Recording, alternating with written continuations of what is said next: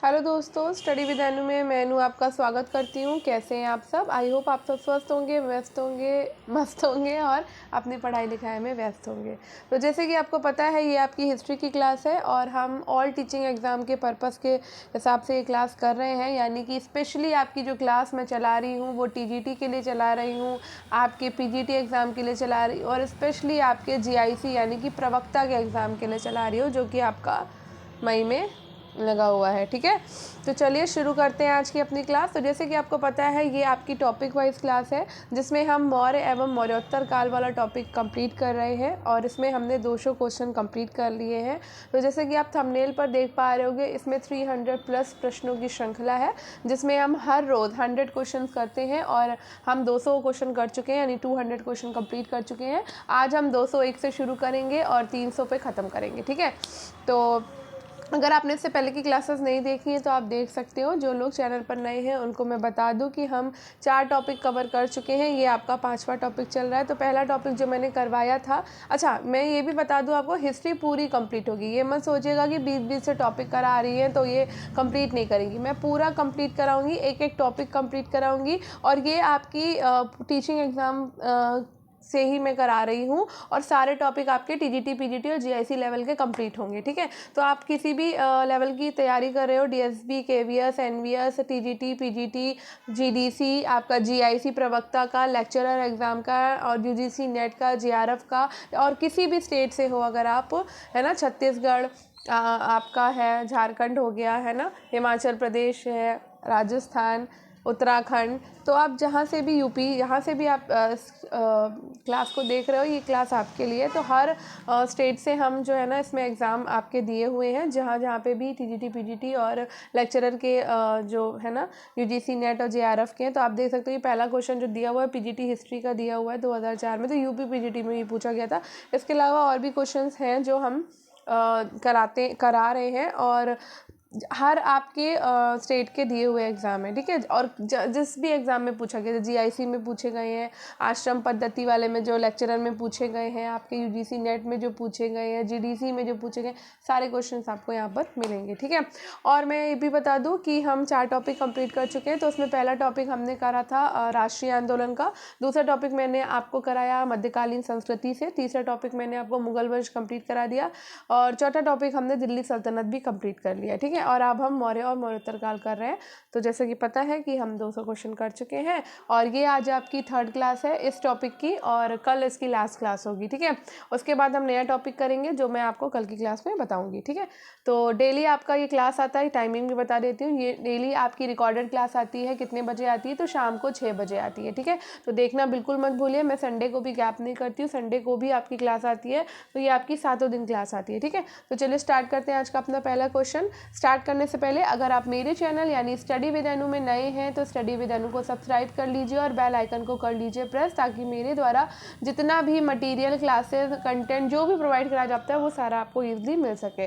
और नोटिफिकेशन जरूर ऑन कर लीजिएगा ताकि आपको फटाक से नोटिफिकेशन भी मिल जाए। ठीक है, चलो शुरू करते हैं। तो अभी फ़िलहाल मैं ये क्लास करा रही हूँ, इसके अलावा बीच बीच में आपको मॉर्निंग में कुछ क्लास दे देती हूँ। जैसे कल मैंने आपको एक परीक्षा पॉइंटर कराया था और कल नहीं हो गया 2-3 दिन, तो मैंने आपको कराया था परीक्षा पॉइंटर की एक परीक्षा पॉइंटर कराया था हिस्ट्री का ही, जिसमें मैंने एशियन शुरू किया। तो मैंने वो लाइव क्लास करी थी और मैंने आपसे फीडबैक मांगा था कि अगर आपका जो है ना मुझे मिलेगा फीडबैक अच्छा तो मैं उस क्लास को कंटिन्यू करूँगी, नहीं तो फिर उसको भी रिकॉर्डेड फॉर्म में ही आपको दूँगी।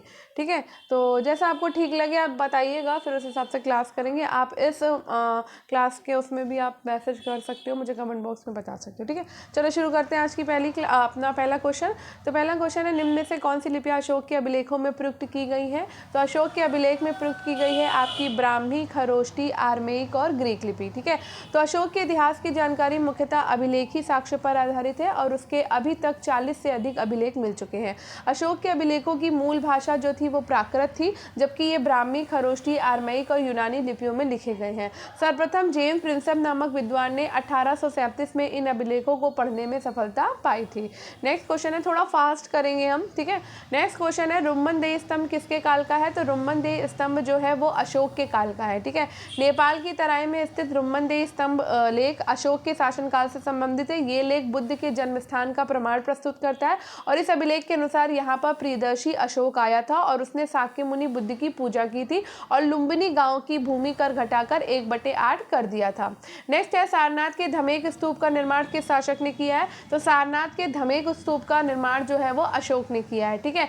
सारनाथ में धमेक स्तूप का जो निर्माण है वो मौर्य सम्राट अशोक के द्वारा 249 ईसा पूर्व में किया गया था, परंतु इसकी वास्तविक विस्तार जो है, इसका वास्तविक विस्तार कब हुआ? गुप्त काल में हुआ। तो गुप्त काल के बौद्ध स्तूपों में सारनाथ का धमेक स्तूप प्रसिद्ध है और ये ईंटों का बना हुआ है, जिसका निर्माण किसी बिना चबूतरे के समतल धरातल पर किया गया है और इसका आधार अन्य स्तूपों के समान वर्गाकार ना होकर कैसा है? गोलाकार है, ठीक है।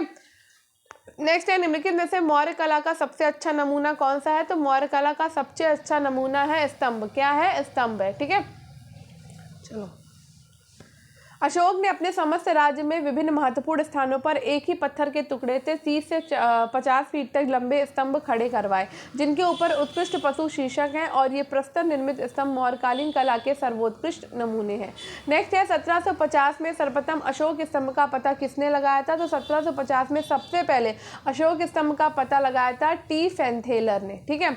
अशोक के अभिलेखों का सर्वप्रथम पता 1750 ईस्वी में टी फैनथेलर ने लगाया था। इन अभिलेखों को सर्वप्रथम 1837 में जेम्स प्रिंसेप ने पढ़ने में सफलता पाई।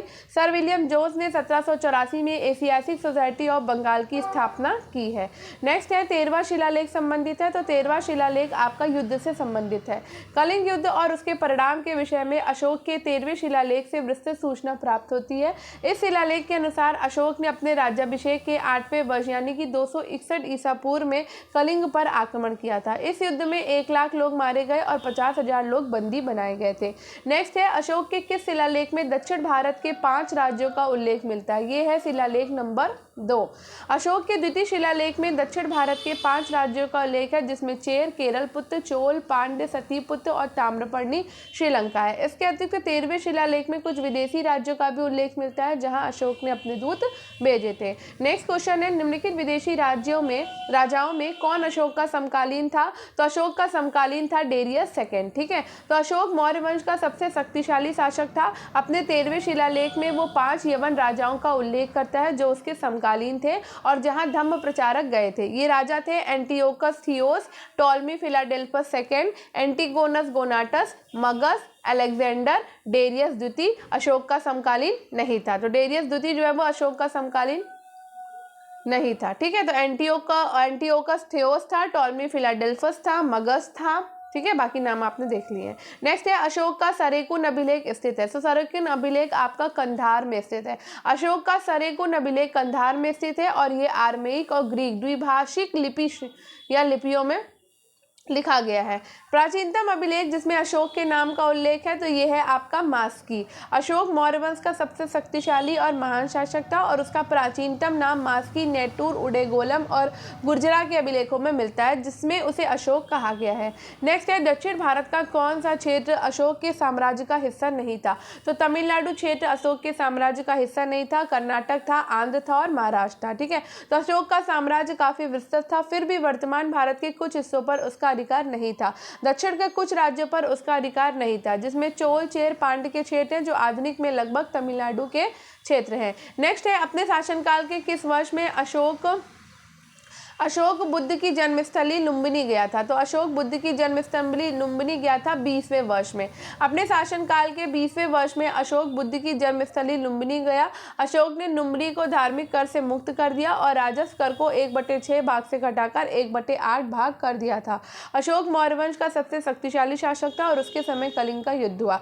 इस युद्ध में अशोक की विजय हुई और लगभग 1 लाख से अधिक लोग मारे गए। इसके बाद अशोक ने बौद्ध धर्म को अपना लिया और बौद्ध धर्म के प्रचार के लिए अपने शासन का प्रयोग किया। नेक्स्ट है, अशोक ने अपने किस शिलालेख में 8वीं जातियों का उल्लेख किया है? तो 8वीं जातियों का उल्लेख इसने 13वें शिलालेख में किया है। अशोक ने अपने 13वें शिलालेख में 8वीं जातियों का उल्लेख किया। अशोक का 13वां अभिलेख सबसे अधिक विस्तृत है, जिसमें कलिंग युग के अतिरिक्त 5 विदेशी राज्यों और 5 सीमावर्ती राज्य तथा कई जंगली जातियों का उल्लेख किया गया है, जिसमें अशोक उनके साथ शांति प्रिय जीवन के बारे में कहता है। नेक्स्ट है, निम्नलिखित स्थानों में से कहाँ वृषभ शीर्ष वाला अशोक स्तंभ स्थित था? तो ये था रामपुरवा में। अशोक के स्तंभों की संख्या निश्चित नहीं है। फायान ने 6 और ह्योनसांग ने 15 स्तंभों का उल्लेख किया है, किंतु वास्तविक संख्या इससे अधिक थी। इनमें से 15 सुरक्षित हैं। ये 2 प्रकार के हैं। ए स्तंभ जिन पर धम्म लिपियां खुदी हुई हैं। बी स्तंभ वो हैं जो बिल्कुल सादे हैं। पहले प्रकार में दिल्ली, मेरठ, इलाहाबाद, लौरिया, नंदनगढ़, रामपुरवा में प्राप्त सिंह शीर्ष आदि है। दूसरे प्रकार में रामपुरवा से प्राप्त वृषभ शीर्ष वाला स्तंभ है। उपरोक्त विवरण से पता चलता है कि रामपुरवा से 2 स्तंभ लेख मिले हैं। ठीक है, नेक्स्ट है आपका, अशोक ने अपने समकालीन शासकों से मैत्रीपूर्ण संबंध बनाए रखे। इसका उल्लेख है उसके शिलालेख 13 में। ठीक है, तो अशोक अपनी समकालीन शासकों से मैत्रीपूर्ण संबंध बनाए रखते थे। इसका उल्लेख उसके 13वें शिलालेख में मिलता है। उसके 13वें शिलालेख में 5 यवन राजाओं के नाम मिलते हैं, जिनमें एंटियोका सीरियाई नरेश है, तुर्मे मिस्र नरेश है, अंतिकिनी मैसेडोनियन राजा है, मग एपिरस है और अलिक सुंदर आपका शिरीन आदि है। नेक्स्ट है, सांची के स्तूप के निर्माता थे तो कौन थे? अशोक थे। मध्य प्रदेश में भोपाल के निकट आपका रायसेन जिला सांची में अशोक के द्वारा निर्मित प्रसिद्ध स्तूप है। शुंग काल में अशोक के द्वारा निर्मित स्तूप का आकार लगभग दुगुना किया गया। ये स्तूप ऊंची पहाड़ी पर निर्मित है और इसके चारों ओर सुंदर परिक्रमा पथ है। सांची में बुद्ध का अंकन प्रतीक रूपों में हुआ है। नेक्स्ट है, बुद्ध धम्म और संघ के प्रति अशोक की प्रांगण आस्था का उल्लेख निम्नलिखित में से किस अभिलेख में है? तो ये भाब्रू के लघु शिलालेख में है। ठीक है, तो बुद्ध धम्म और संघ के प्रति अशोक के प्रांगण आस्था का उल्लेख भाब्रू लघु शिलालेख से प्राप्त होता है। अशोक के तीसरे अभिलेख से उसके बौद्ध धर्म के प्रति प्रांगण आस्था को दर्शाता है और 12वें शिलालेख में धार्मिक सहिष्णुता के बारे में उल्लेख है। नेक्स्ट है, निम्नलिखित में से कौन सा कथन सही है? तो ये है आपका, अशोक ने अपने धम्म की परिभाषा द्वितीय स्तंभ लेख में दी है। नेक्स्ट है, द्वितीय स्तंभ लेख में अशोक ने एक प्रश्न उठाया कि कियम चु धम्म यानी धम्म क्या है? इसी में बताया है कि अल्प पाप, अत्यधिक कल्याण, दया, दान, सत्यवादिता, पवित्रता, मृदुता एवं साधुता ही धम्म है। नेक्स्ट है, अशोक का कौन सा शिलालेख 5 यवन राज्यों में धर्म प्रचारकों को भेजने का वर्णन करता है? तो ये है आपका 13वां शिलालेख। अशोक के 13वें शिलालेख से पता चलता है कि इसमें 5 यवन राजाओं में बौद्ध धर्म के प्रचार के लिए प्रचारक भेजा था। ये राज्य इस प्रकार है: एंटियोक सीरियाई नरेश, तुर्मे मिस्र नरेश, अंतिकिनी मैसेडोनिया राजा, मग एपिरस और अलिक सुंदर हो गया सिरीन। नेक्स्ट है, अशोक के तृतीय शिलालेख में जिन 3 पदाधिकारियों के नाम हमें मिलते हैं वो है युक्त, राजुक और प्रादेशिक। तो अशोक के लेखों में उसके प्रशासन के कुछ महत्वपूर्ण पदाधिकारियों के नाम मिलते हैं। अशोक के तृतीय शिलालेख में 3 पदाधिकारियों के नाम मिलते हैं, वो है युक्त, राजुक और प्रादेशिक। युक्त जिले के अधिकारी होते थे। ठीक है, उन्हें उस कार्य में धन व्यय करने का भी अधिकार था जिससे राजस्व की वृद्धि हो सकती थी। राजुक पदाधिकारी का संबंध जातक ग्रंथों के रज्जु गाहक यानी कि रस्सी पकड़ने वाला से है और इस प्रकार के पदाधिकारी भूमि की पैमाइश करने के लिए अपने पास रस्सी रखते थे। वे आजकल के बंदोबस्त अधिकारी जैसे होते थे। प्रादेशिक मंडल का प्रधान अधिकारी होता था और उसका कार्य आजकल के संभागीय आयुक्त जैसा था। उसे न्याय का भी कार्य करना पड़ता था। अपने तीसरे शिलालेख में अशोक कहता है कि उसे युक्त, राजुक और प्रादेशिक को पंचवर्षीय दौरे पर जाने का आदेश दिया और इस प्रकार दौरे को अनुसंधान कहा गया है। ठीक है, नेक्स्ट क्वेश्चन है, अशोक के सारनाथ सिंह शीर्ष स्तंभ के फलक पर प्रदर्शित पशुओं का सही क्रम क्या है? अश्व, सिंह, हाथी और वृष।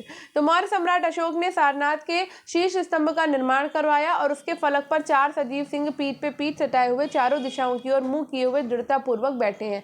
सिंहों के मस्तक पर महाधर्म चक्र स्थापित था जिसमें मूलतः 32 तीलियां थी और इसी पर अश्व, सिंह, हाथी, वृष की आकृतियां उत्कीर्ण है जिन्हें चलती हुई अवस्था में दिखाया गया। इनमें हाथी बुद्ध के गर्भस्थ होने के स्वप्न और विचार का, बैल उनके जन्म का, अश्व गृह त्याग का तथा सिंह सार्वभौम सत्ता का प्रतीक माना गया। हिंदू और जैन परंपरा में भी इन चारों पशुओं को मांगलिक द्रव्यों में स्थान दिया गया। बौद्ध परंपरा में ये चारों पशु ब्राह्मण के प्रतीक अनवत्स सरोवर जिनमें बुद्ध ने स्नान किया था के 4 द्वारों के रक्षक कहे गए, जहाँ से 4 महानदियां निकलती हैं। प्रत्येक पशु का संबंध एक एक चक्र से है। चक्र प्राण रूपी पुरुष है और इस प्रकार प्रत्येक प्रत्येक युग्म पुरुष पशु का प्रतीक है। प्रथम दैवी शक्ति तथा द्वितीय भौतिक तत्व का प्रतीक है। नेक्स्ट है निम्नलिखित अभिलेखों में से किसमें चंद्रगुप्त मौर्य और अशोक दोनों का नामोल्लेख मिलता है? तो ये है रुद्रदामन का जूनागढ़ अभिलेख। ठीक, जूनागढ़ 72 शक संवत 150 ईस्वी में महाक्षत्रप रुद्रदामन में खुदवाया और ये अभिलेख अशोक के बृहद शिलालेख के पाषाण खंड पर अंकित है। इसमें चंद्रगुप्त मौर्य और अशोक का व्यक्तिगत नाम मिलता है। ठीक है, नेक्स्ट है आपका अशोक के किस शिलालेख में चोल पांड्य केरल पुत्र और सती पुत्र को पड़ोसी शक्तियों के रूप में उल्लिखित किया गया? तो ये है शिलालेख द्वितीय।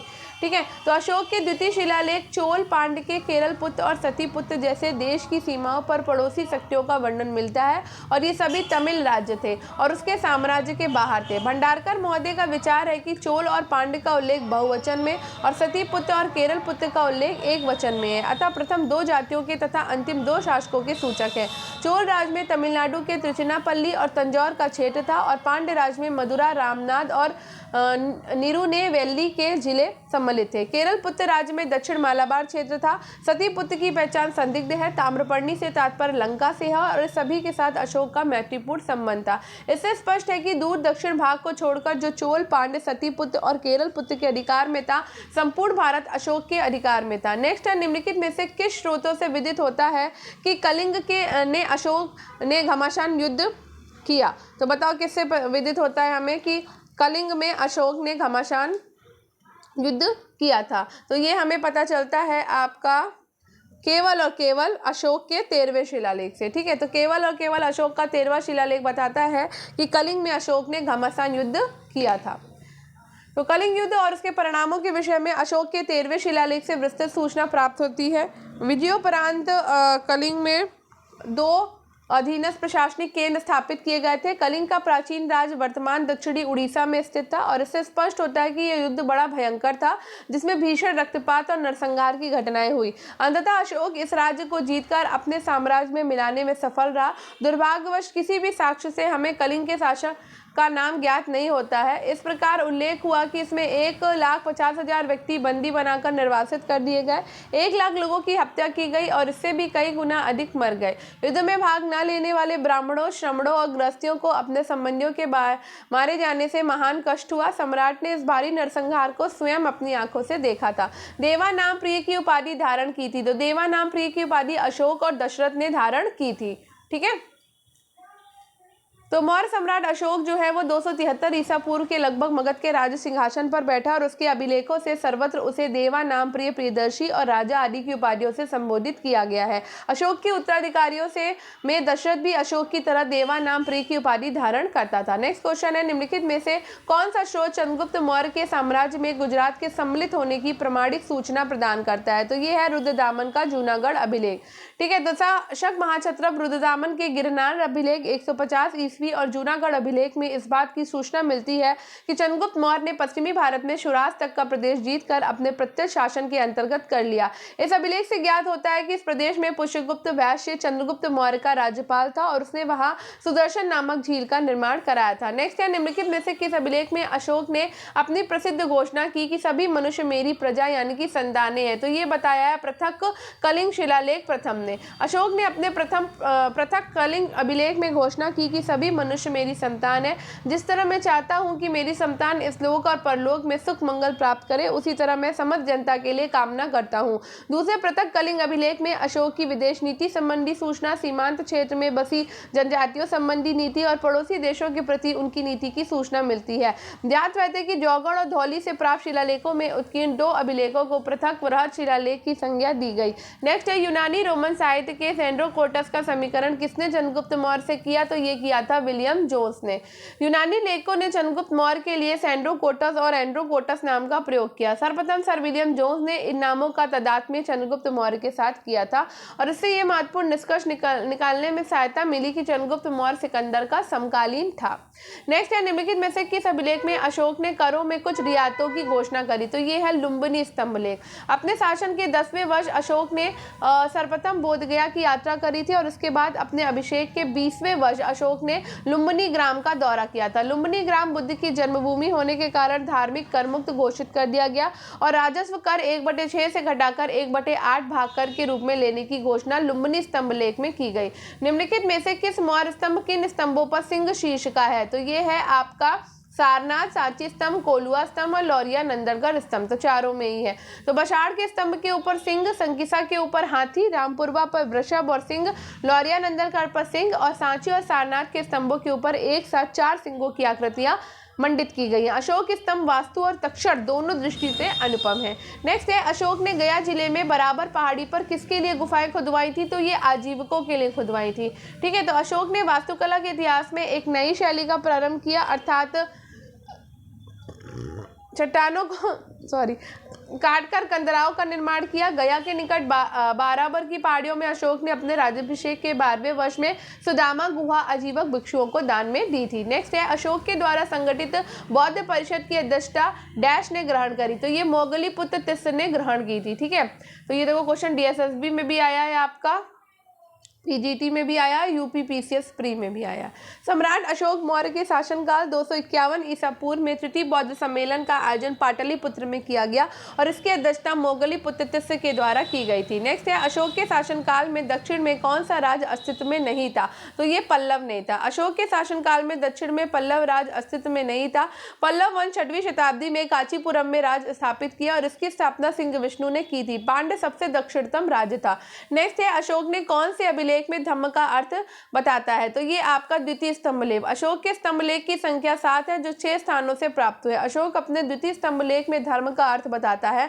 धम्म है साधुता, बहुत से अच्छे कार्य करना, दया दान आदि। इसी स्तंभलेख में माता पिता की सेवा और गुरु का सम्मान करना भी धर्म बताया गया है। अशोक के शासनकाल में धर्म और नैतिकता का अधिकारी कौन था? तो ये था धर्म महामात्र। ठीक है, तो अशोक ने अपने अभिषेक के 13वें वर्ष बौद्ध धर्म के प्रचार के लिए एक विशेष अधिकारी धर्म महामात्र की नियुक्ति की थी, जिसका कार्य विभिन्न धार्मिक संप्रदायों के बीच के द्वेष भाव को समाप्त कर धर्म की एकता पर बल देना था। उसका प्रमुख कर्तव्य धर्म की रक्षा और धर्म की वृद्धि करना था। नेक्स्ट है, श्रीलंका के उस राजा का क्या नाम है जो अशोक के समकालीन थे? ये है देवानामपिया तिस्सा। श्रीलंका का राजा देवानामपिया तिस्सा अशोक के समकालीन थे, जिसे अशोक के पुत्र महेंद्र ने ताम्रपर्णी श्रीलंका के शासक तिस्स को बौद्ध धर्म में दीक्षित किया था। नेक्स्ट है, निम्नलिखित विदेशी शासकों में से कौन अशोक के समकालीन नहीं था? तो ये है आपका सेल्यूकस निकेटर। ठीक है, अशोक के समकालीन सीरिया का थीरोस था, फिलाडेल्फस का टॉलेमी था, मैसेडोनिया का एंटिगोनस गोनाटस था और कुरेनी का मग भी था। ठीक है,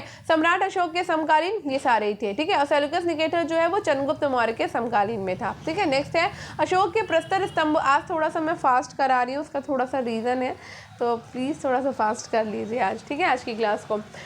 अशोक के प्रस्तर स्तंभों पर यूनानी शासकों का जिस क्रम में उल्लेख हुआ उसी क्रम में व्यवस्थित कीजिए। तो ये है आपका क्रम, नीचे देख लेते हैं। सम्राट अशोक ने बौद्ध धर्म के प्रचार के लिए भारत के सभी लोगों में और यूनानी राजाओं को भूमध्य सागर तक दूत भेजे। इनके स्तंभों पर यूनान से उत्तर अफ्रीका तक के बहुत से समकालीन यूनानी शासकों के नाम मिलते हैं, जो क्रमशः यूनानी नरेश, एंटियोको, एंटियोकस, तुर्मे, टॉलमी, अंतकीनी, एंटिगोनस, मगस, अलिक सुंदर, अलेक्जेंडर। उसी तरह दक्षिण में चोल, पांड्य और ताम्रपर्णी। श्रीलंका में अपने पुत्र और पुत्री क्रमशः महेंद्र और संघमित्रा को बौद्ध धर्म के प्रचार के लिए भी भेजा था।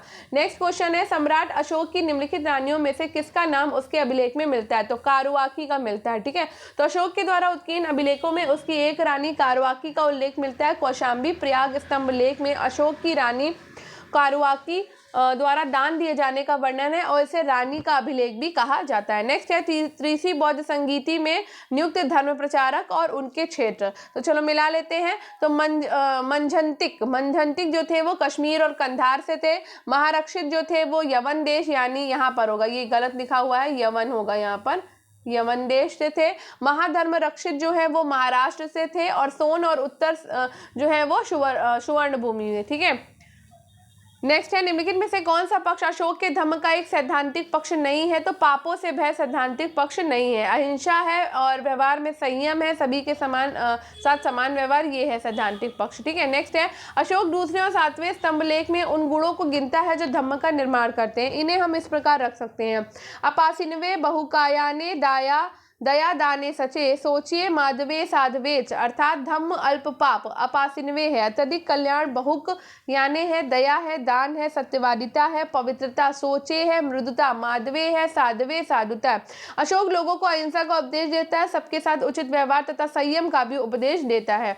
नेक्स्ट क्वेश्चन है, किस मुख्य उद्देश्य से अशोक ने अपनी प्रजा में धम्म का प्रचार किया? तो अपनी प्रजा के नैतिक और आध्यात्मिक विकास हेतु किया था। तो अशोक ने अपनी प्रजा के नैतिक और आध्यात्मिक विकास हेतु धम्म का प्रचार किया। धम्म संस्कृत के धर्म का ही प्राकृत रूपांतर है। धम्म और उसका प्रचार अशोक के विश्व इतिहास में प्रसिद्ध होने का सर्वप्रधान कारण है। दूसरे और सातवें स्तंभ लेखों में धम्म से संबंधित बातों का उल्लेख मिलता है।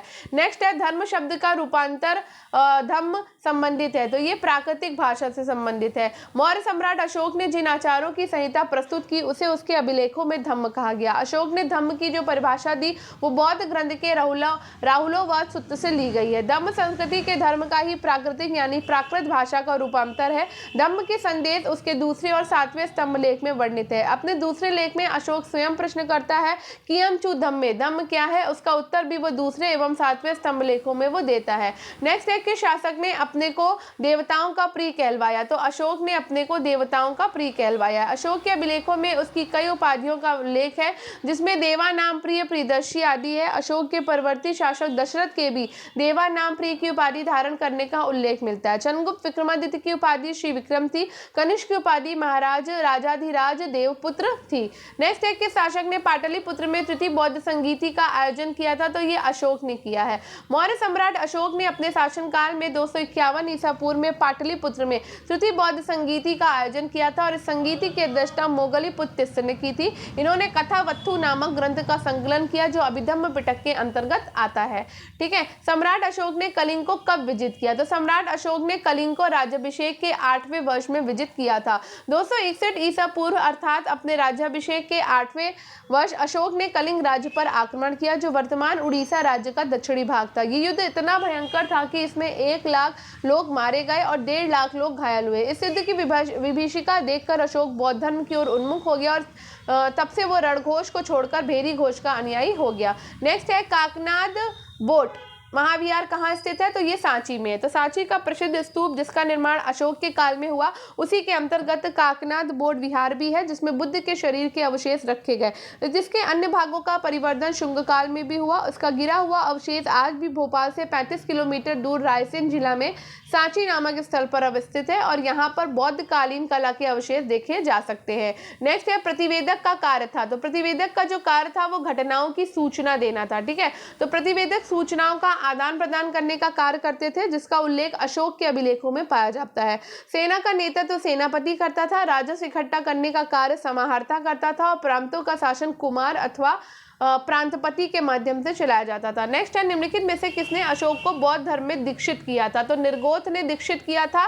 एक सेकेंड, तो अशोक को बौद्ध धर्म ने दीक्षित किया था निर्गोथ और साथ ही साथ उपगुप्त ने। तो सिंगली अनुश्रुतियों दीपवंश और महावंश के अनुसार अशोक को उसके शासनकाल के 4थे वर्ष, ठीक है, कब? 4थे वर्ष निर्गोथ नामक भिक्षु ने बौद्ध धर्म में दीक्षित किया। दिव्यावदान के अनुसार अशोक को उपगुप्त नामक बौद्ध भिक्षु ने बौद्ध धर्म में दीक्षित किया था। नेक्स्ट है, अशोक ने अपने किस शासकीय वर्ष में लुम्बिनी की यात्रा करी? तो इसने 20वें वर्ष में करी थी। रुम्मनदेही अभिलेख से स्पष्ट है कि अशोक अपने अभिषेक से 20 वर्ष के पश्चात स्वयं लुम्बिनी आया और यहाँ से आर्थिक कर उठा लिया। दिव्यावदान के अनुसार अशोक ने अपने गुरु उपगुप्त के साथ धर्म यात्राएं की थी। विंसेंट स्मिथ ने अशोक की यात्राओं का क्रम इस प्रकार निश्चित किया: लुम्बिनी, कपिलवस्तु, सारनाथ, श्रावस्ती, बोधगया और कुशीनगर। दिव्यावदान में ये घटना जीवन घटनाओं के कालक्रम से है। नेक्स्ट है, अशोक ने इन प्रधान शिला शासनों में कौन सा धम्म का विवरण तथा सारांश प्रस्तुत करता है? तो ये है आपका 11वां। अशोक के 11वें अभिलेख में धम्म विजय की विशेषताओं का वर्णन मिलता है। 5वें अभिलेख में धर्म महापात्रों की नियुक्ति और कार्य निर्देश तथा मौर्यकालीन समाज और व्यवस्था का उल्लेख मिलता है। 12वें अभिलेख में धार्मिक सहिष्णुता की नीति का उल्लेख मिलता है और 13वें अभिलेख में कलिंग युद्ध का वर्णन और 5 सीमांत यूनानी राजाओं के नाम का वर्णन जहां उसने धर्म प्रचारक भेजे थे। नेक्स्ट है, निम्नलिखित में से कौन सी अशोक के शासन के समय प्रांतीय राजधानी नहीं थी? तो धौली नहीं थी आपकी। ठीक है, तक्षशिला राजधानी थी किसकी? उत्तरापथ की। तोशली राजधानी थी कलिंग की। सुवर्णगिरी राजधानी थी दक्षिण पथ की। उज्जैनी राजधानी थी अवंती की और पाटलिपुत्र राजधानी थी मध्य प्रदेश प्राची की। निम्नलिखित में से कौन सा अशोक का द्विभाषित अभिलेख है? तो द्विभाषित अभिलेख है सरेकुना। अशोक का कंदहार स्थित सरेकुना अभिलेख द्विभाषित अभिलेख है, जिसमें यूनानी और आरामाइक लिपियों का प्रयोग एक साथ हुआ है। कर्नाटक प्रदेश में मौर्य साम्राज्य किसके शासनकाल में फैला है? तो ये चंद्रगुप्त के शासनकाल में फैला है। दक्षिण भारत के कर्नाटक प्रदेश में मौर्य साम्राज्य चंद्रगुप्त मौर्य के शासनकाल में फैला।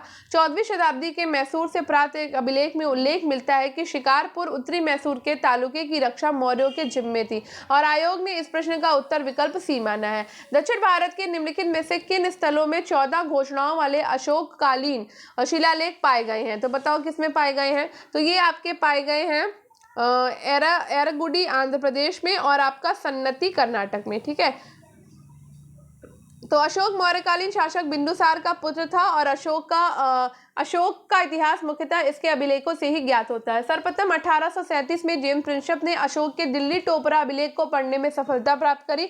अशोक के अभिलेखों का विभाजन क्रमशः शिलालेख, गुहालेख, स्तंभ लेख के रूप में किया गया है। इन सभी अभिलेखों की भाषा प्राकृत है, जबकि ये ब्राह्मी, खरोष्टी, आर्मेयिक और यूनानी लिपियों में लिखे गए हैं। अशोक के व्यक्तिगत जीवन की जानकारी लघु शिलालेख से प्राप्त होती है। इनमें प्रमुख है एरगुडी आंध्र प्रदेश के कन्नूर जिले, सन्नति गुलबर्गा कर्नाटक, गुर्जरा मध्य प्रदेश, राजुल मंडगिरी मास्की, नेत्तूर उड़ेगोलन बेल्लारी कर्नाटक। इनमें से एरगुडी और सन्नति से 14 घोषणाओं वाले अशोककालीन शिलालेख पाए गए हैं। नेक्स्ट है 5वीं शताब्दी में फाहियान ने अपनी भारत यात्रा के क्रम में ये विवरण दिया कि देश में कोई भी संभ्रांत व्यक्ति मांसाहार नहीं करता था।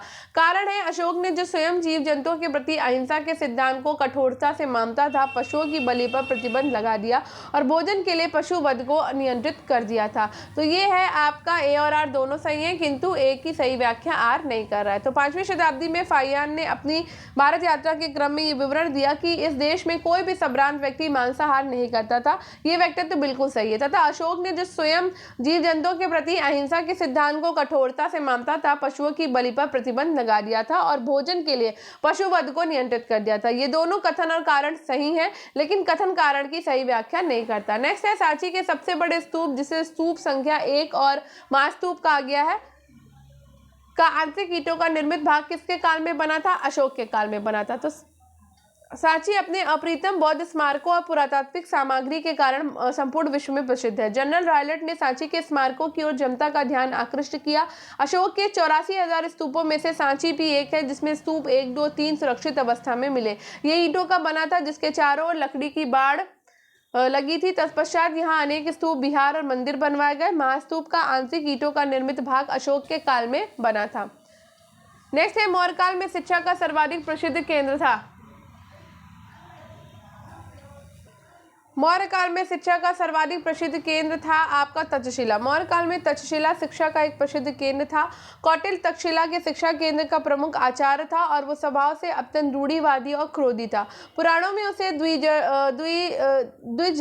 सर्वश्रेष्ठ ब्राह्मण कहा गया। चंद्रगुप्त मौर्य ने तक्षशिला के आचार्य चाणक्य के साथ रहकर शिक्षा प्राप्त की। प्राचीन भारत के शिक्षा केंद्रों में नालंदा विश्वविद्यालय सर्वाधिक उल्लेखनीय है। इसकी स्थापना कुमारगुप्त प्रथम ने 415 से 455 में करवाई थी। वल्लभी विश्वविद्यालय की स्थापना मैत्रेक वंशी शासक भट्टार्क ने की थी और यहाँ मैत्रक राजवंश की राजधानी थी।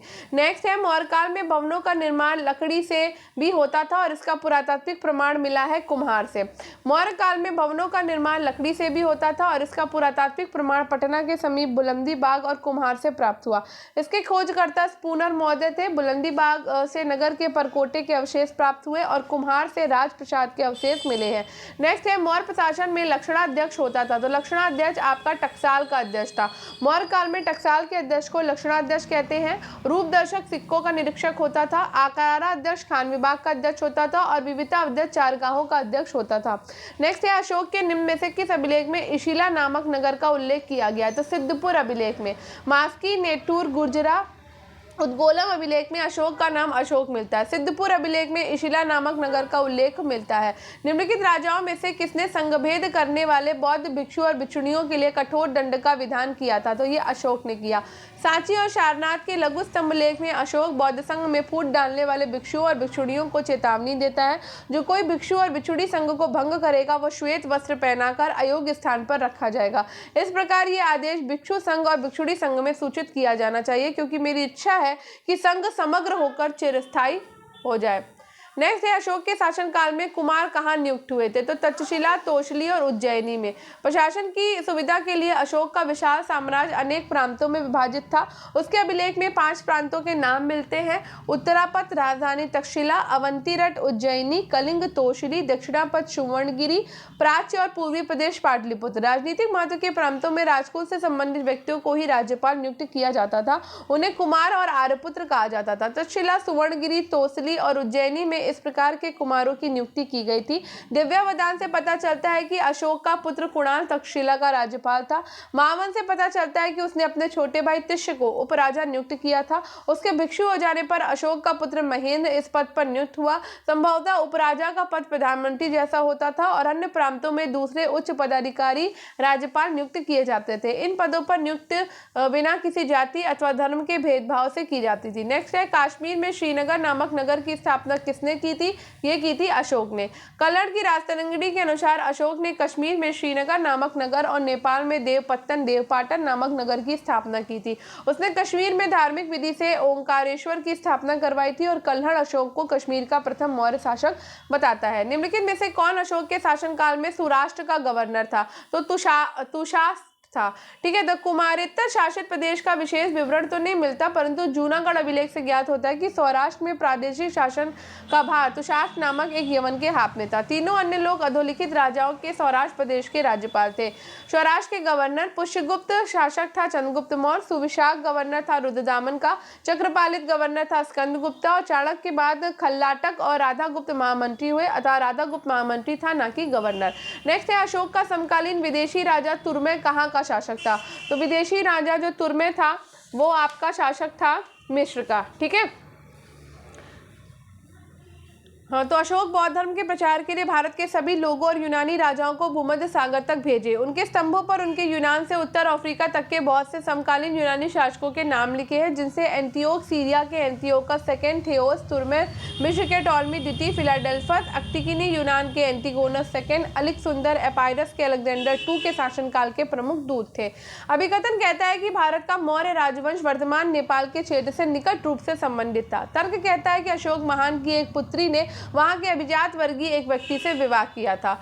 तो यहाँ पर आंसर है ए और आर दोनों सही है और एक ही सही व्याख्या आर है। तो अशोक जब युवराज था तभी उसने नेपाल प्रदेश को विजित किया था। साथ ही उसकी एक पुत्री ने नेपाल के एक अभिजात वर्गीय क्षत्रिय देवपाल नामक व्यक्ति से विवाह किया था। चारुमती मौर्य वंश नेपाल से निकट रूप से संबंधित था। निम्नांकित को कालक्रम के अनुसार सजाइए और कूट का उपयोग करते हुए उपयुक्त विकल्प को चुनिए। तो यहाँ पर है आपका सी, ए, डी और बी। चाणक्य मौर्य साम्राज्य के संस्थापक चंद्रगुप्त मौर्य जो कि 320 ईसा पूर्व का प्रधानमंत्री था। 261 ईसा पूर्व में कलिंग का युद्ध हुआ और उस समय सम्राट अशोक मौर्य वंश का शासक था। कनिष्क का राज्यारोहण 78 ईस्वी को हुआ। 375 ईस्वी से 415 ईस्वी तक चंद्रगुप्त विक्रमादित्य ने भारत पर शासन किया था। अशोक ने कलिंग पर आक्रमण कब किया? तो शासन के 8वें वर्ष में किया। ठीक है, तो मौर्य सम्राट अशोक ने अपने राज्याभिषेक के 8वें वर्ष 261 ईसा पूर्व में कलिंग पर आक्रमण किया। इस युद्ध के विषय में अशोक के 13वें शिलालेख से भी सूचना मिलती है और इस युद्ध में 1 लाख लोग मारे गए और 1,50,000 लोग बंदी बनाए गए थे। अशोक ने कलिंग राज्य पर कब आक्रमण किया? तो ये 261 ईसा पूर्व में कलिंग राज्य पर इसने आक्रमण किया था। तो अशोक ने राज्याभिषेक के 8वें वर्ष यानी कि 261 ईसा पूर्व में कलिंग पर आक्रमण किया, जिसमें लगभग 1 लाख लोग मारे गए और लगभग 1,50,000 लोग बंदी बनाए गए थे। हाथी गुम्फा अभिलेख के आधार पर यह अनुमान लगाया जाता है कि संभवतः उस समय कलिंग पर नंदराज नाम का कोई राजा राज्य करता था।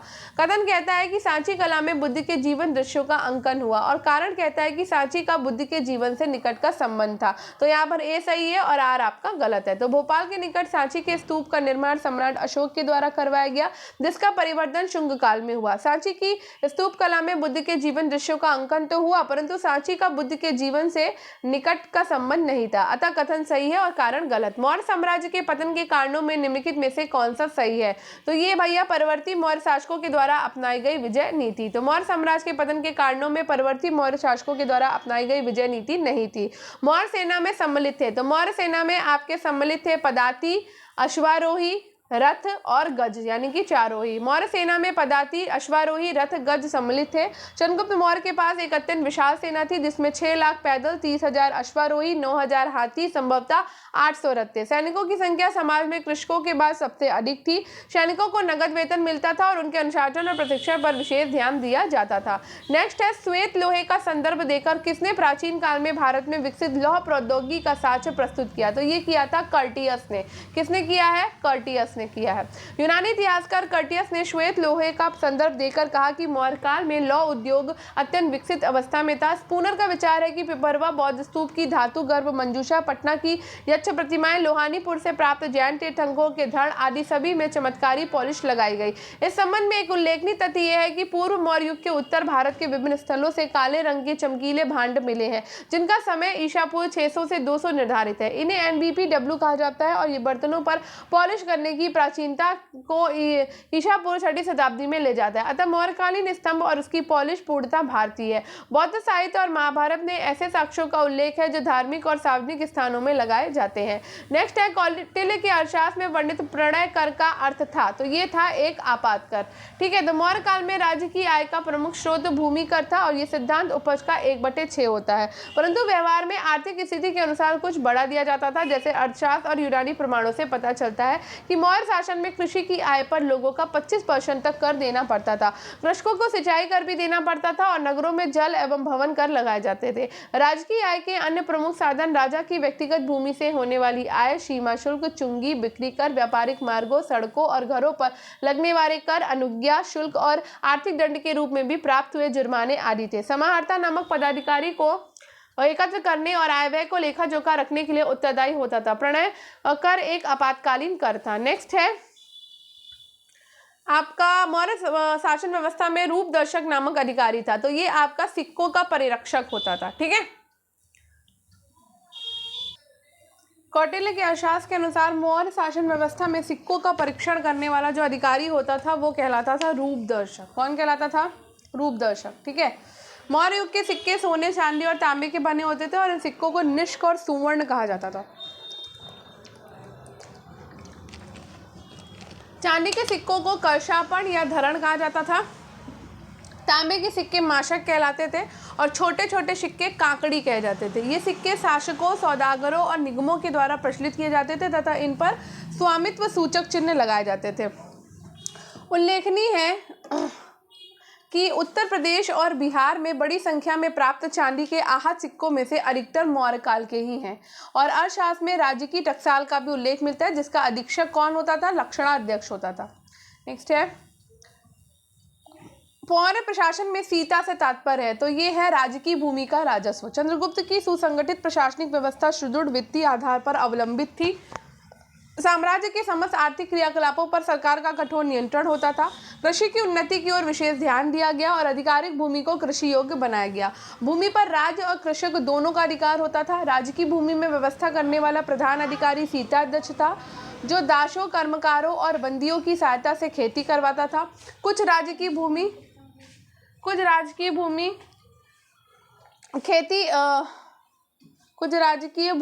कहाँ पे थे? खेती के लिए कृषकों को दे दी जाती थी और राज्य की आय का प्रमुख स्रोत भूमि कर था। ये सिद्धांत उपज का 1/6 होता था।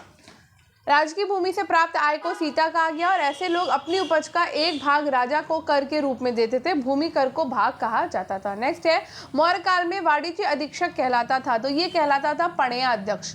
कौटिल्य के अर्थशास्त्र में हमें अनेक पदाधिकारियों का वर्णन मिलता है। अर्थशास्त्र में विभागीय अध्यक्षों और उनके कार्यों की एक लंबी सूची मिलती है। संभवतः इन अध्यक्षों को ही यूनानी लेखकों में मजिस्ट्रेट कहा। इनमें कुछ के नाम इस प्रकार है, जैसे कि पणयाध्यक्ष। पणयाध्यक्ष जो होता था वो वाणिज्य का अध्यक्ष होता था। पणयाध्यक्ष वस्तुओं का मूल्य निर्धारित करने के साथ बाजार में इनकी आपूर्ति भी सुनिश्चित करवाता था। सुराध्यक्ष, शूनाध्यक्ष जो होता था वो बूचड़ खाने का अध्यक्ष होता था। ठीक है, गणिका अध्यक्ष जो होता था वो वैश्याओं का निरीक्षक होता था। सीताध्यक्ष जो होता था वो राजकीय कृषि विभाग का अध्यक्ष होता था। अकाराध्यक्ष जो होता था वो खानों का अध्यक्ष होता था। शुक्लाध्यक्ष और सुंत्राध्यक्ष, सूत्राध्यक्ष आपका कटाई बुनाई और विभाग का अध्यक्ष होता था। कोष्ठकाराध्यक्ष, कुप्याध्यक्ष ये वन और उनकी संपदा का अध्यक्ष होता था। पत्तनाध्यक्ष जो है वो बंदरगाहों का अध्यक्ष होता था। और संस्था अध्यक्ष जो है वो व्यापारिक मार्गों का अध्यक्ष होता था। देवता अध्यक्ष जो है वो धार्मिक संस्थानों का अध्यक्ष होता था। नेक्स्ट है, मेगास्थनीज के द्वारा भारतीय समाज के 7 वर्गीय विभाजन में तीसरे स्थान पर कौन है? तो ये है व्यापारी।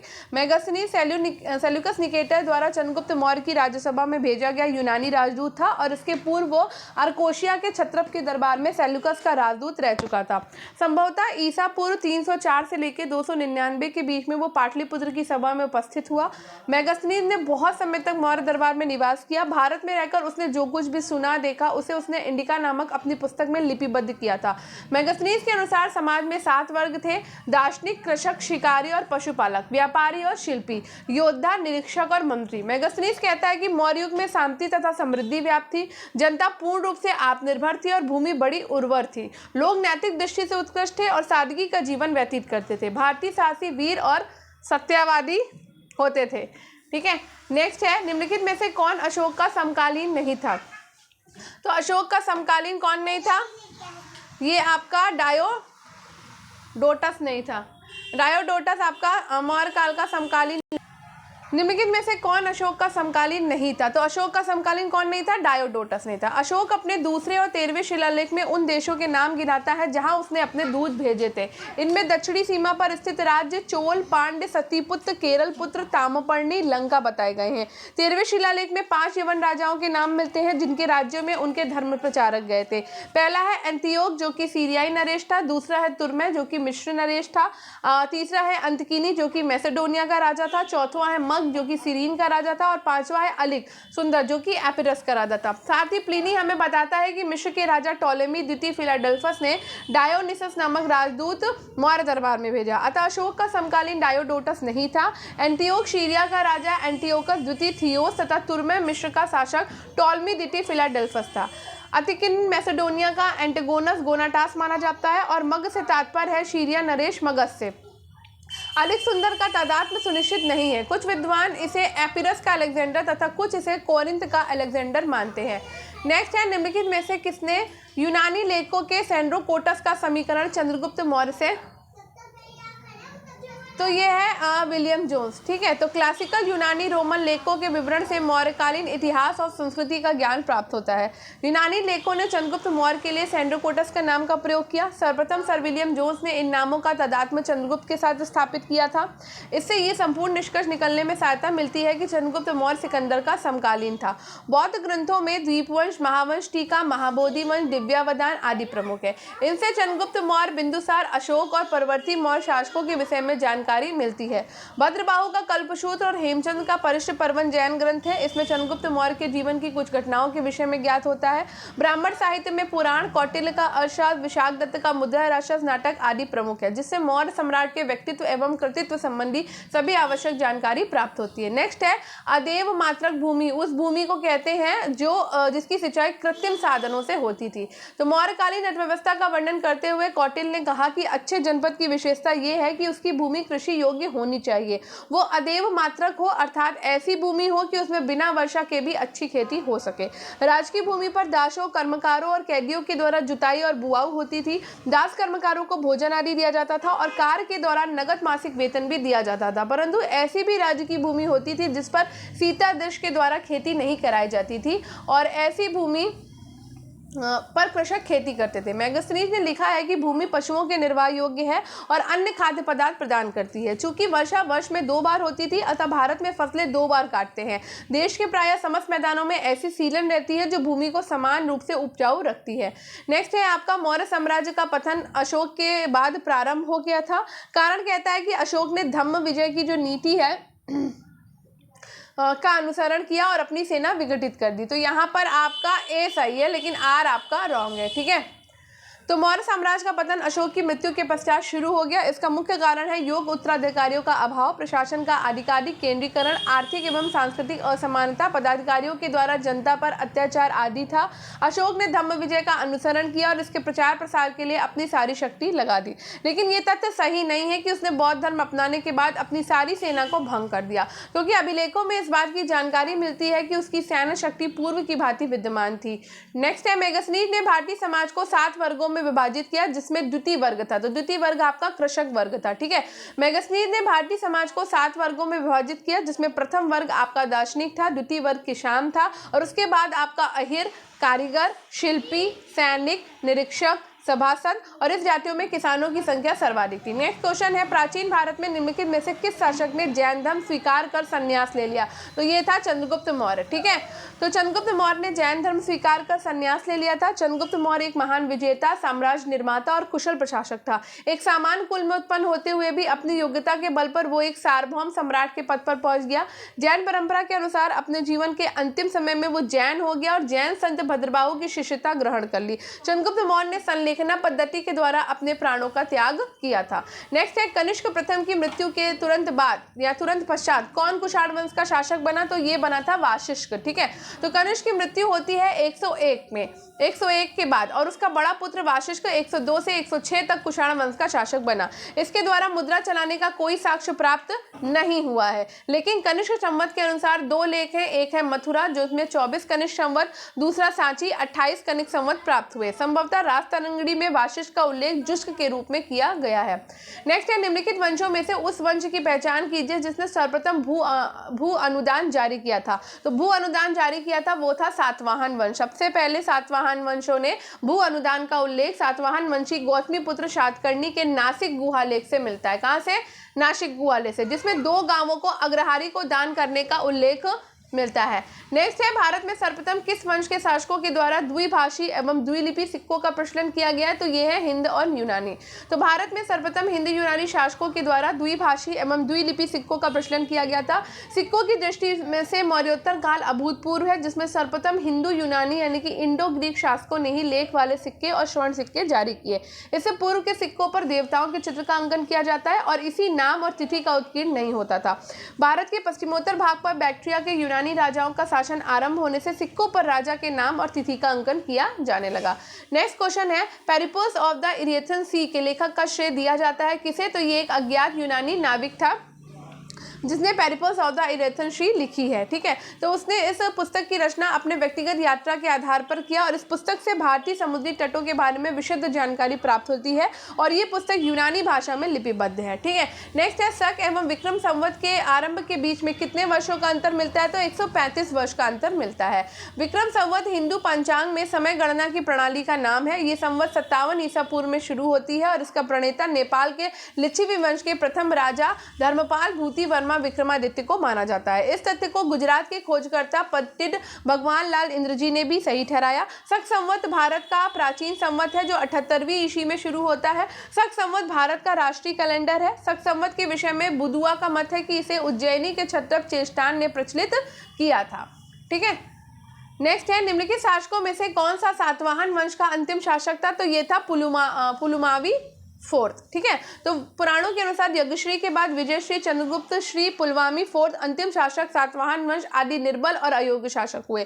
परिणामस्वरूप सातवाहन राज्य का विघटन होने लगा और 5 छोटे राज्यों में यह बट गया। उल्लेखनीय है कि आंध्र सातवाहन वंश का संस्थापक कौन था? शिमुख था। नेक्स्ट है, किसका विदेशी वृत्तांत मौर्य काल की जानकारी देता है? तो मेगस्थनीज जो है वो मौर्य काल की जानकारी देता है। मेगस्थनीज ने अपनी पुस्तक इंडिका में मौर्य नगर प्रशासन के बारे में वर्णन किया। इसके अनुसार 5-5 सदस्यों वाली 6 समितियों का गठन किया गया था जिसमें कुल 30 सदस्य होते थे। नगर प्रशासन का कार्यभार उन्हीं के ऊपर था और नगर के पदाधिकारियों को एंटीनोमोई कहा जाता था। नेक्स्ट है, मनुस्मृति में सरस्वती एवं दृष्टि नदियों के बीच का क्षेत्र किस नाम से अभिहित किया गया है? तो ये ब्रह्म व्रत के नाम से किया गया है। मनुस्मृति में सरस्वती और दृष्टि नदियों के बीच के क्षेत्र को देव निर्मित देश ब्रह्माव्रत बताया गया। गंगा यमुना दोआब क्षेत्र ब्रह्मऋषि देश, हिमालय और नर्मदा के बीच आर्याव्रत, 7 नदियों के बीच सप्त सैंधव है। कौन सा जैन साहित्य मौर्य युग की जानकारी नहीं देता था? तो जैन ग्रंथों भद्रबाहु का कल्पसूत्र और हेमचंद्र का परिष्ट पर्वन, हरिशेन कृत बृहत कथा कोश, क्षेमेंद्र कृत बृहत कथा मंजरी, सोमदेव कृत कथा सरित सागर से भी चंद्रगुप्त मौर्य के संबंध में कुछ प्रारंभिक जानकारी प्राप्त होती है। इसके अलावा जैन साहित्य भद्रबाहु चरित और भगवती सूत्र से भी मौर्य काल की जानकारी प्राप्त होती है, परंतु आयोग के द्वारा इसका उत्तर कल्पसूत्र दिया गया है। नेक्स्ट है महाभाष्य के रचनाकार है। तो महाभाष्य के रचनाकार है पतंजलि। पतंजलि पुष्यमित्र शुंग के पुरोहित थे और उनके द्वारा रचित ग्रंथ महाभाष्य में यवन आक्रमण की चर्चा हुई है, जिसमें बताया गया कि यवनों ने साकेत और माध्यमिका को रौंद डाला था। नेक्स्ट है बौद्ध धर्म के प्रसार के लिए अशोक ने अधिकारियों की नियुक्ति, जिन्हें कहा जाता था धम्म महामात्र। ठीक है, तो बौद्ध धर्म के प्रसार के लिए अशोक ने अधिकारियों की नियुक्ति की, जिन्हें धम्म महामात्र कहा जाता था। उसके समय में नियुक्त अन्य अधिकारी थे, जैसे रज्जुक जो राजस्व और न्यायिक प्रणाली का प्रधान था, युक्त चोरी की संपत्ति की खोज करता था और अमात्य प्रधानमंत्री हुआ करता था। अशोक के तीसरे शिलालेख में 3 पदाधिकारियों के नाम मिलते हैं, युक्त, रज्जुक और प्रादेशिक। धम्म महामात्रों का उल्लेख 12वें शिलालेख में मिलता है। नेक्स्ट है निम्नांकित में से किसने बेसनगर में गरुड़ स्तंभ बनवाया है? तो ये हेलियोडोरस ने बनवाया। ठीक है, तो बेसनगर के गरुड़ स्तंभ से ज्ञात होता है कि यूनानी राजा एंटियाल कीट्स ने विदिशा के राजा भागभद्र की सभा में तक्षशिला निवासी हेलियोडोरस नामक एक व्यक्ति को अपना दूत बनाकर भेजा था। वो वहां पहुंचकर भागवत यानी कि वैष्णव हो गया था और अपने आप को भागवत कहता था। उसने विष्णु मंदिर के सामने अपने ईश देवारी देव वासुदेव को एक गरुड़ स्तंभ अर्पित किया, जिस पर आप निर्घर, त्याग और सतर्कता जैसे 3 अमर वाक्य खुदे थे। नेक्स्ट है अशोक के किस अभिलेख से बौद्ध धर्म के नियमों की जानकारी मिलती है? तो ये है आपका भाब्रू शिलालेख। अशोक के धम्म और उसके बौद्ध मतानुयायी होने के दृष्टिकोण का सबसे प्रबल प्रमाण जो है उसका भाब्रू यानी कि जो कि वैराट राजस्थान से प्राप्त लघु शिलालेख है, जिसमें अशोक बौद्ध धर्म के नियमों का उल्लेखन और बुद्ध धम्म और संघ का अभिवादन करता है। नेक्स्ट है भारतीय चीनी संदर्भ में निम्नलिखित में से कौन सा कथन सही नहीं है? तो बताओ भैया कौन सा कथन इसमें सही नहीं है? तो पहला है सर्वाधिक प्रसिद्ध भारतीय यूनानी शासक था मेंडर यानी कि मिलिंद। तो क्या ये कथन सही है? तो नहीं, ये कथन, हाँ ये कथन सही है आपका। ठीक है, दूसरा है मिलिंद को नागार्जुन ने बौद्ध धर्म से जोड़ा, ये भी आपका कथन सही है। ठीक है, भारतीय यूनानी शासक बड़े पैमाने पर सोने के सिक्के शुरू करने वाले पहले शासक थे, ये कथन आपका गलत है। और मेंडर ने पहली बार विशुद्ध संस्कृत में लंबा अभिलेख लिखवाया, ये भी गलत है। तो सी और डी आपके गलत है। तो भारत में पहली बार विशुद्ध संस्कृति में लंबा अभिलेख लिखवाने का श्रेय शक शासक रुद्रदामन को है, जिसका जूनागढ़ अभिलेख है। हिंदू यूनानी शासकों ने ही भारत में पहली बार सोने के सिक्के जारी किए, लेकिन इनकी संख्या बहुत कम थी। नेक्स्ट क्वेश्चन है मेगस्थनीज के द्वारा वर्णित 2 भारतीय देवताओं डायोनीसियस एवं हेराक्लीस की समानता पहचान किनसे की जाती है? तो ये शिव और कृष्ण से की जाती है। ठीक है, तो मेगस्थनीज ने इंडिका में वर्णन किया कि भारत के लोग यूनानी देवता डायोनीसियस यानी शिव और हेराक्लीस यानी कि कृष्ण की पूजा करते थे। और इसी के साथ ही आज का हमारा ये क्वेश्चन हो जाता है समाप्त। तो हमने 300 क्वेश्चन कर लिए हैं, तो आज की क्लास हो गई है फिनिश। तो आई होप आपको आज की अभी ये क्लास पसंद आई होगी। क्लास पसंद आई हो तो क्लास को लाइक, शेयर और चैनल को सब्सक्राइब करना बिल्कुल ना भूलें और स्टडी विद अनु के साथ कनेक्टेड है। आज थोड़ा सा मैंने फास्ट कराया, उसका सम रीज़न है, तो उसके लिए माफ़ करिए, लेकिन मैंने कुछ भी छोड़ा नहीं है, पूरा डिस्क्रिप्शन पढ़ा है, पूरा क्वेश्चन पढ़ा है, बस हाँ थोड़ा सा फास्ट करा है। ठीक है, तो मिलते हैं कल हम करेंगे 301 से लेकर के 400 तक। ठीक है, 400 तक नहीं, इसमें आपके 400 तक नहीं, इसमें आपके मैं बता देती हूँ आपको 300 प्लस क्वेश्चन मैंने बताया ना, तो इसमें आपके 84 क्वेश्चन है, यानी कि आपके 384 क्वेश्चन है। तो कल 84 क्वेश्चन करेंगे और कल इसकी आपकी मौर्य और मौर्योत्तर काल की जो है ना लास्ट क्लास होगी। और कल मैं आपको बताऊंगी कि परसों से हमारा कौन सा टॉपिक चलने वाला है। ठीक है, तो बने रहिए, कनेक्टेड रहिए, स्टडी विद अनु के साथ कनेक्टेड रहिए। लाइक, शेयर और सब्सक्राइब करना और कमेंट बॉक्स में कमेंट करना बिल्कुल मत भूलिएगा। ठीक है, क्लास कैसी लग रही है ज़रूर बताइएगा। चलिए मिलते हैं कल, बाय बाय।